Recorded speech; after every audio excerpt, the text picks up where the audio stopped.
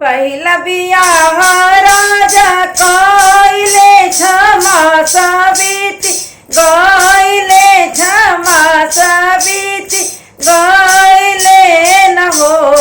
अरे हो नगर में मची गइले सोर कौशल्या रानी बाजिनी कौशल्या रानी बाजिनी हो। अरे हो नगर में मची गइले सोर कौशल्या रानी बाजिनी कौशल्या रानी बाजिनी हो। दूसरा बियाह राजा कइले क्षमा सावित्री गइले क्षमा सावित्री गइले न हो। अरे हो नगर में मची गइले सोर सुमित्रा रानी बाजिनी सुमित्रा रानी बाजिनी हो। अरे हो नगर में मची गइले सोर सुमित्रा रानी बाजिनी सुमित्रा रानी बाजिनी हो।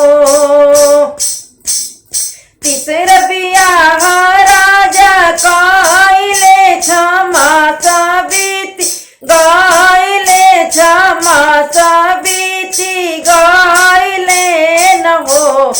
अरे हो नगर में मची गइले सोर के कैया रानी बाजिनी के कैया रानी बाजिनी हो। अरे हो नगर में मची गइले सोर के कैया रानी बाजिनी के कैया रानी बाजिनी हो। मचिया बैठाली कौशल्या रानी सुनी राजा दशरथ सुनी राजा दशरथ हो। राजा जहावा के ब्याही ले आई जहाँ के हमरो केहू नहीं जहाँ के हमरो केहू नहीं हो।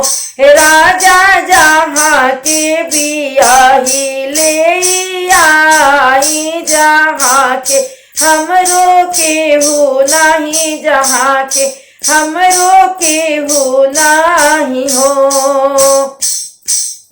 मोरा पिछवारा बढ़ैया भैया बेगे चली आवहूँ बेगही चली आवहूँ हो। भैया जरी से कटाव ना महुरवा हो महुरवा हम पियबी महुरवा हम पियबी हो। हे भैया जरी से कटाव ना महुरवा महुरवा हम पियबी महुरवा हम पियबी हो। इतना बचन राजा सुन ले सुनही नहीं पावेले सुनही नहीं पावेले हो।